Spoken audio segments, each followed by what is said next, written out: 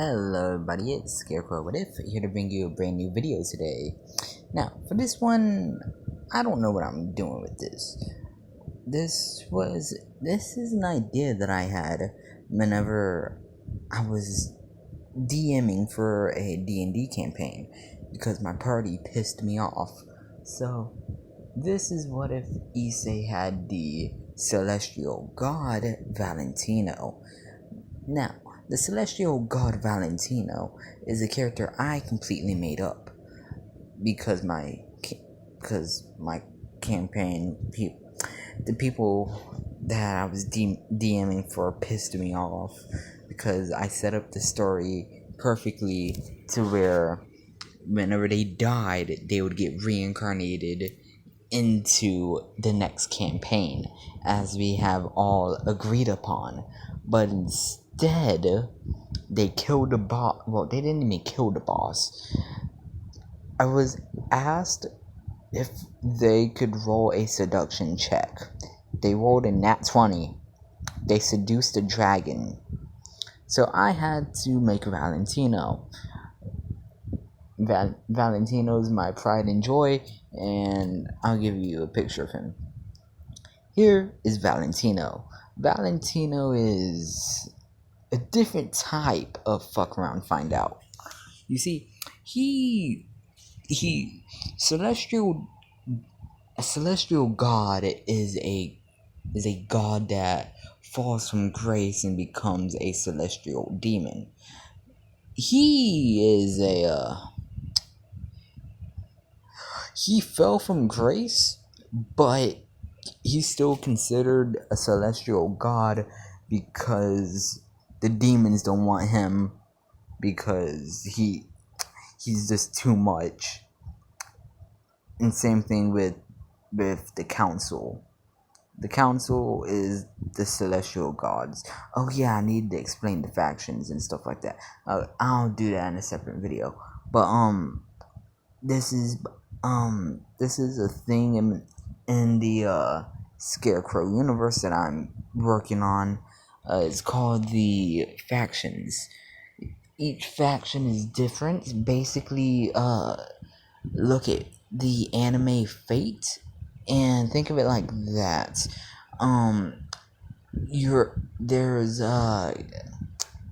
There's heroic heroes you can summon. You can only get one hero from a different class.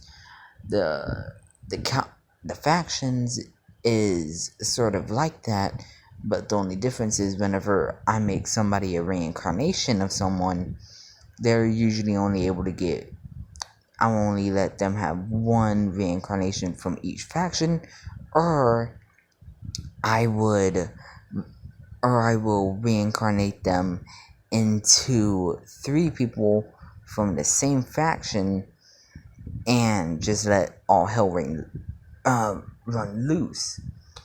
Now, one of the factions I'll tell you all about is CJ the Champ's Round Table.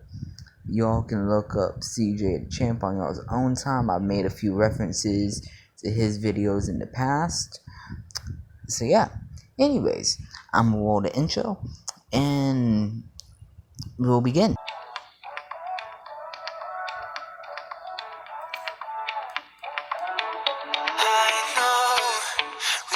Mistakes, but you won't be there to see me grow. I froze cold, but that's okay.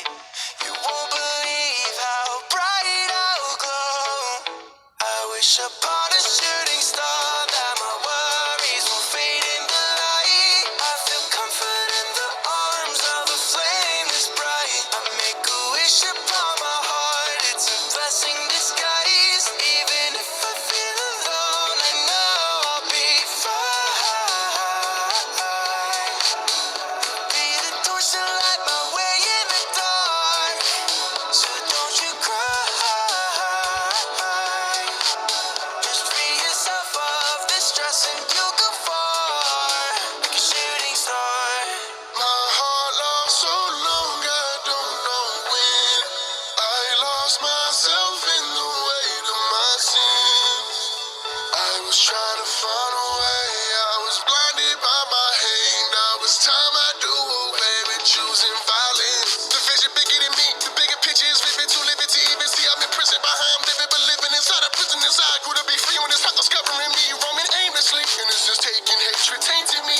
Okay. That was Dizzy 8. Thurfin song Shooting Star. Here's all of his shit. Like Fable. If you like Fable's music, go subscribe, drop a like, and turn on all post notifications. He's a very good artist, and I want to hear more songs from him. So please drop a few likes and subs. Really help him out. Anyways, now where I will be. Oh damn it! Oh hold up! I need to put a picture of issei in this file. Okay, this is gonna have to do. I was planning on using this for What If Issei Was a Vampire, but I guess I'll be using it for this one. Anyways, so we begin this with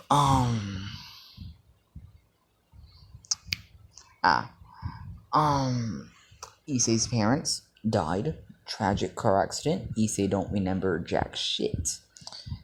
Now we go over to I need to find somebody. Hold up. Okay, sorry about that. We cut to her, the Morrigan from the Celtish the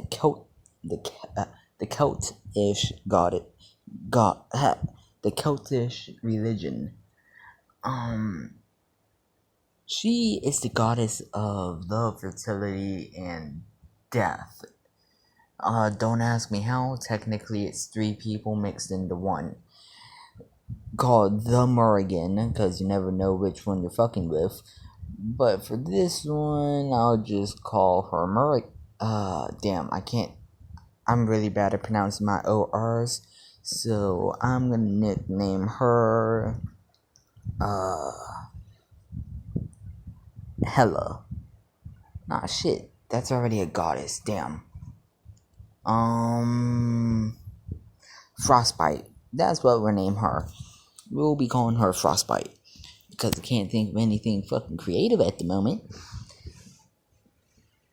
Oh, call her Winter. There we go. Use names of characters that already exist. There we go. That's how we do that. Anyways, she's a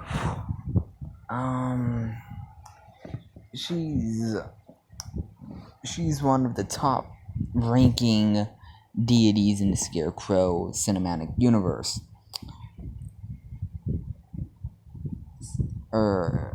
SCM for sure.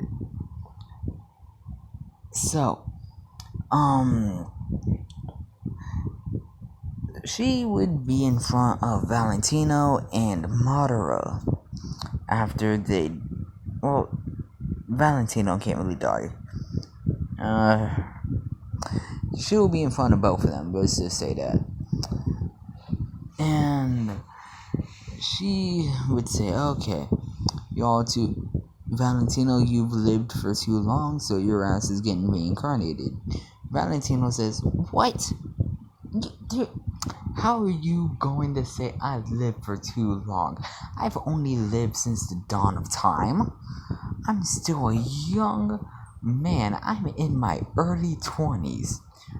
Morrigan, early 20s, my ass.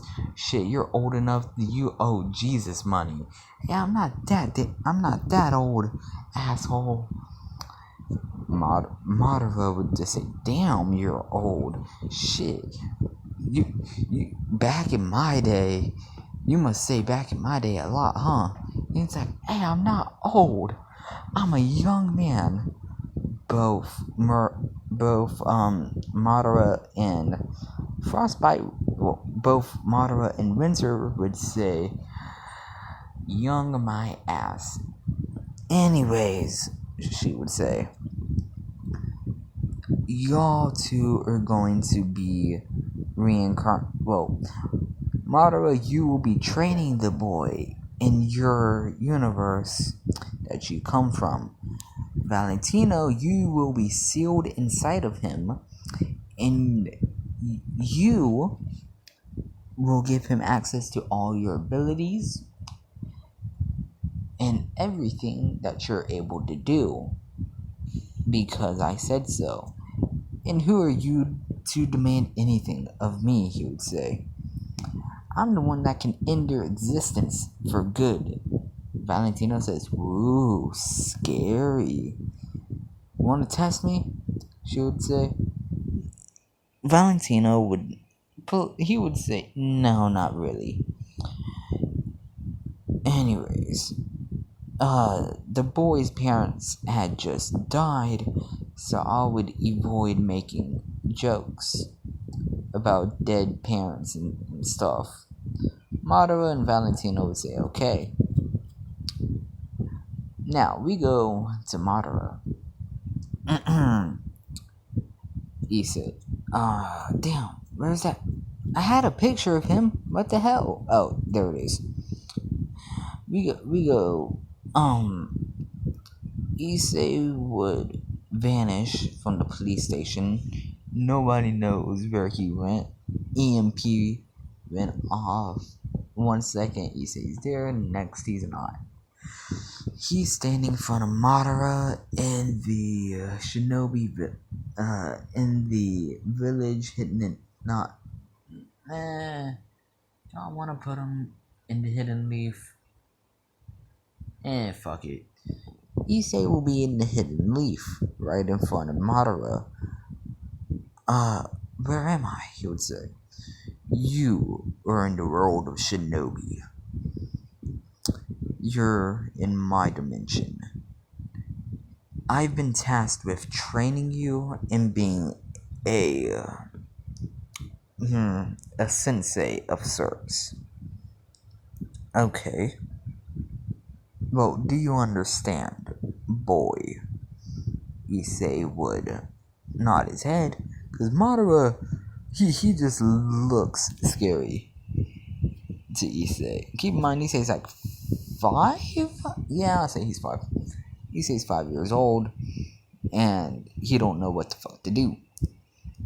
And Madara would ask Valentino to do his astral projection, and he would do as such.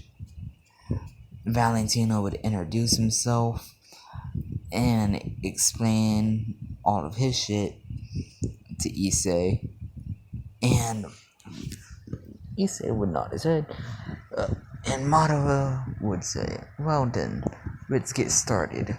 You've already seen your parents die in front of your face, correct? Issei would nod his head.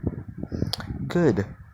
I'm gonna show you that every day until you unlock the Sharingan.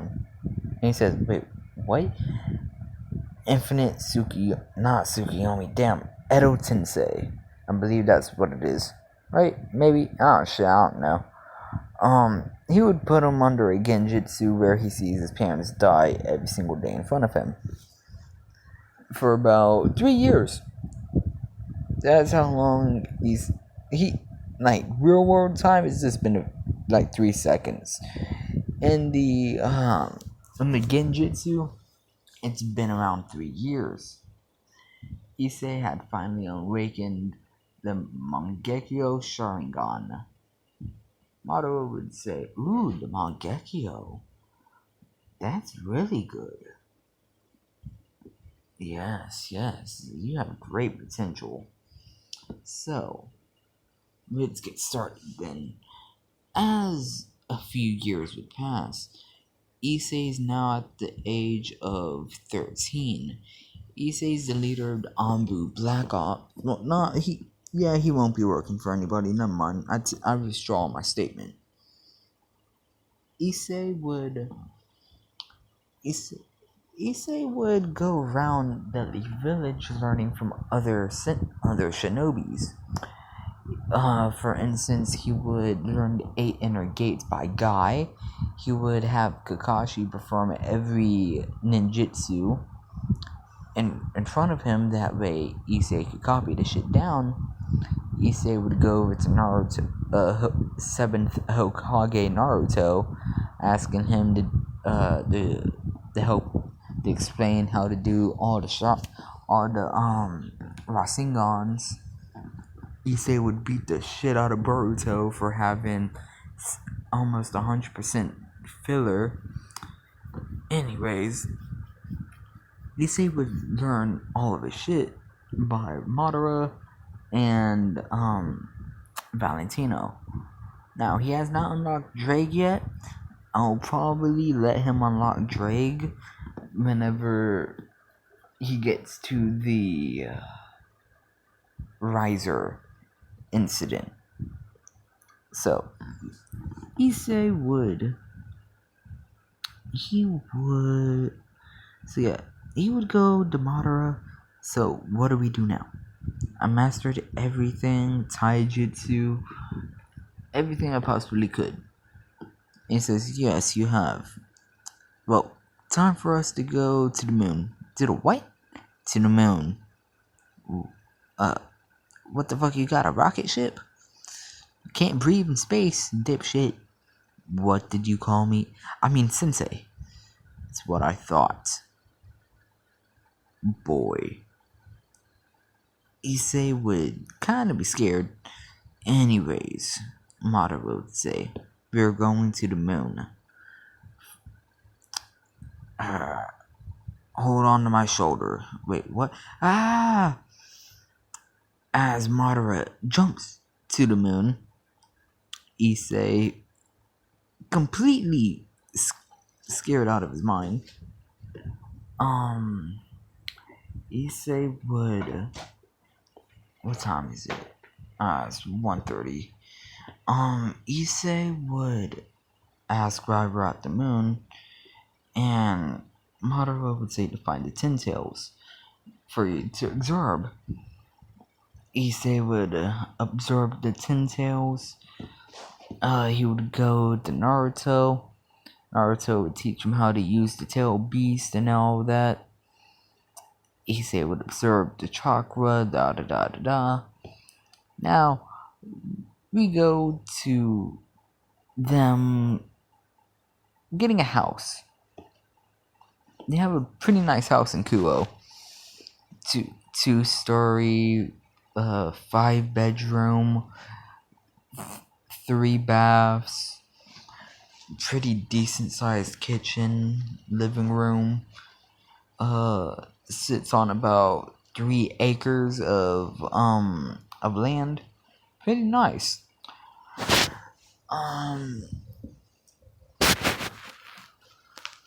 They erased Issei's name. They erased Issei's name from almost everything. So yeah, the only thing they didn't erase his name from was school schedules and all that. That way, Issei could still get into school. Issei. Oh yeah, I'm only gonna be doing this for about maybe half an hour, give or take. 50 minutes. Yeah, I'll do it for about 50 minutes. That way I can get some sleep. Sorry. Issei would go and take the test to get into Kuo Academy. Now, Issei is dressed. They said he had to dress nice. Issei's dressed like my boy Roman Turtwig.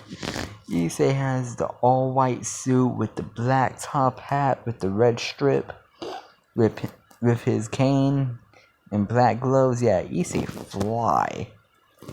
Hold up, let me move that. Right here.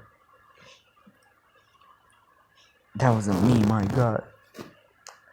But yeah, Issei's dressed like Roman, and he's walking up, and what's his name? Damn, I forgot his name. Saji would shoulder check Issei, and Issei says, "The fuck? Hey yo, apologize." And Saji's like, "Apologize for what?" I ain't do shit. You shoulder checked me for no damn reason.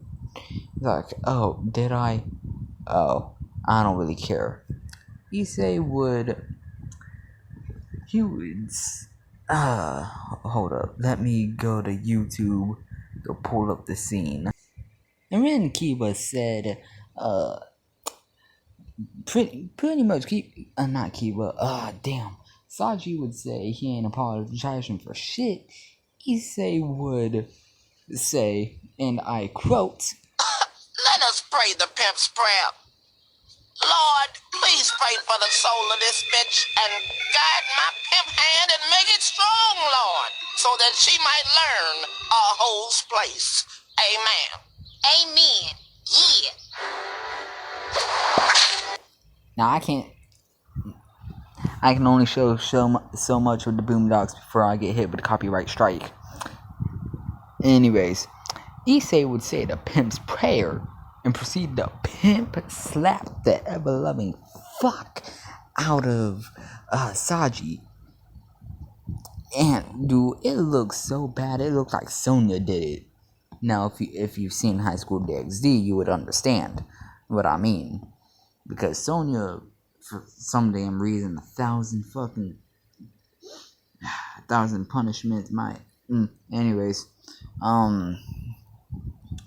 Issei would pimp slap the fuck out of Kiba, and Issei would end up saying, "There, I think that makes us about even." And Issei would walk off. Kiba would swing on him. Issei would hit him with that 1-2 combo that Naruto gave Sasuke. What was it? Punch in the stomach, uppercut, kick. It was some combo. I'll have it for the next video. Anyways, Issei would pretty much violate Saji, and Issei would walk in, do the test, get out, pretty easy. Next day, Issei would go, oh wait, and yeah, Issei was taking the test on Friday, so it's the weekend. Issei's walking about, doing as the pimp does. He's in his regular outfit, this whole thing just without the gloves, maybe with some fucking trimmed fingernails, no cross around his neck, without those damn cowboy spikes on the end of his boots. But other than that, Issei's dressed exactly like that and looks almost exactly like that. The only difference is he has orange hair. Because do I want to make it orange? Nah, it'd be black. I'll let it be black. It's black and orange. Fuck it. Anyways, Issei would be walking about, and he ain't paying attention where he going. Issei's half asleep. Madara just told him to get the fuck out the house because he's gonna have Tsunade over. And Issei's like, I didn't need to know that. So Issei walks out the house for a while after using a soundproofing jutsu on the entire house. So yeah, Issei would accidentally bump into her, and he would say, oh, I'm sorry. She would say, it's okay. Issei would help her up, and Issei would proceed to introduce himself. He would go, hello, I'm Issei. I'm Hayato Issei. It's nice to meet you, Miss. Oh, I'm Office. Oh, it's nice to meet you, Office. Likewise. And Issei would kind of pause for a second because that name sounded familiar. He he heard that name somewhere. He just can't place it. He just can't remember it. Where he heard the name from. And Issei would help her up pick the stuff that she dropped up. And Issei would just start walking off. And Issei would go to the park. As Issei would make it there, he would find a tree right next to a pond. This would be a pretty big oak tree that Issei would have found. Issei would have gone underneath the oak tree, laid there, put his hat over his face. Issei's passed the fuck out, as one would do. So, yeah. And the office just so happened to go to the park that same day. And she's looking around for Great Red, but can't find her anywhere. So, she sees Issei underneath a tree, what looks to be passed out. She would walk over towards him, and she would grab a sticky note and place it on his hand. So, place it gently on his hand, but putting enough pressure on it to where the sticky note would stay. Issei would have woken up during this, but he didn't feel like moving or saying anything. But Issei was able to know who it was because sorry, he knew who it was because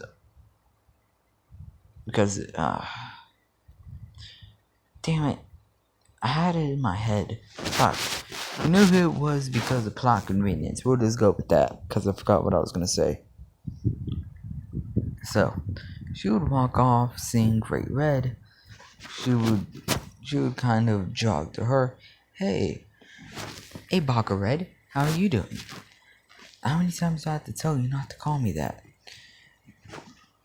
You little brat, Great Red would say. Aw, don't be mean. Who was that you put a sticky note on? Oh, that's I ran into him earlier today. Oh? What was on the sticky note? She would ask. None of your business. Why do you need to know? Shouldn't you tell your big sister what important things, like when you bump into strangers? You're not my big sister. I mean, technically, no, you're not my Oni-chan, she would say. Those two arguing like Great Red in office would end up arguing like children. On the sticky note, it would be office's phone number. Or office? Shit, I don't know. One of the two. Take your pick. I'm gonna end up calling her Shinigami anyways. So, anyways, Issei would end up, well, he would lift his hat up after he sensed her presence gone away. Issei would lift his hat up and see what she placed on his hand. He would see a sticky note with a phone number saying, "Call me sometime, office." Issei would think to himself, that's kind of good. I mean, I only bumped into her for a few seconds. Oh well. Issei would sit underneath the tree and he would start singing, rapping. He would rap. Let me pull up the song that he would rap. Issei would start.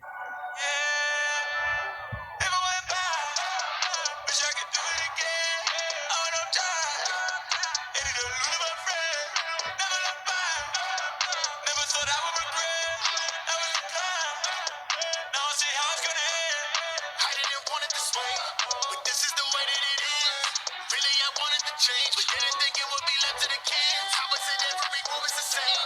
It's always the evil that lives. You ain't got no one to blame.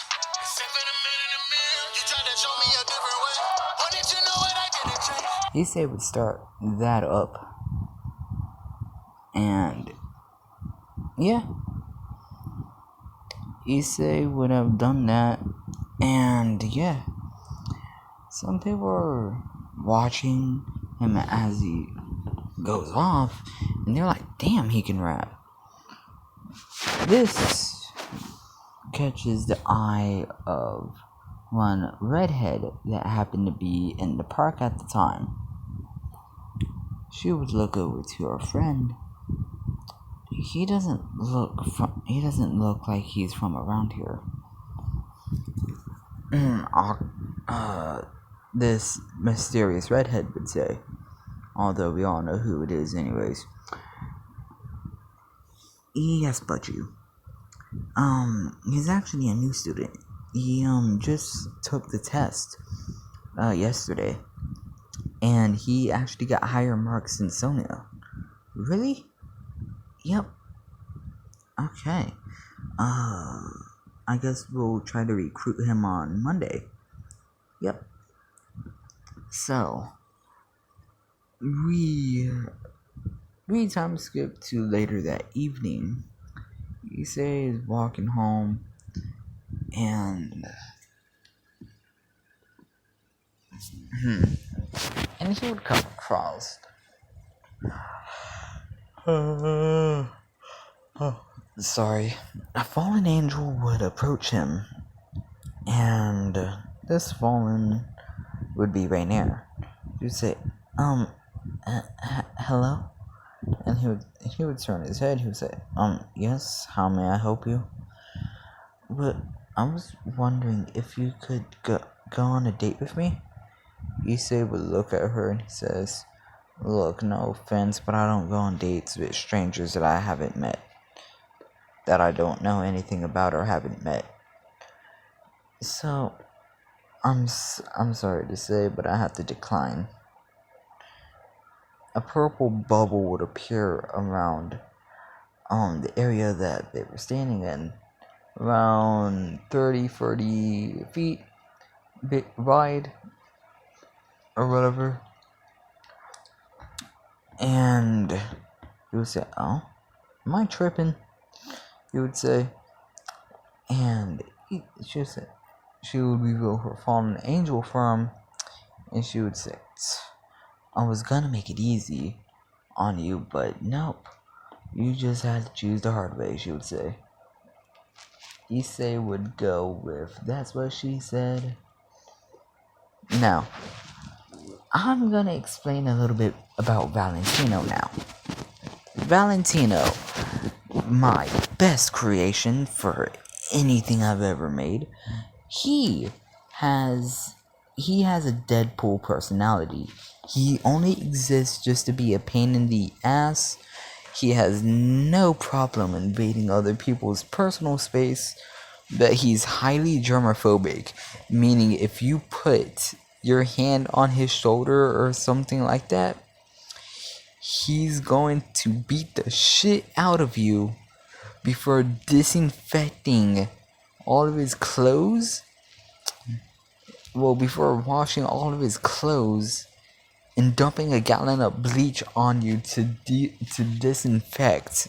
Well, he would dump a gallon of bleach on you before he even beats your ass, just to make sure his gloves don't get dirty.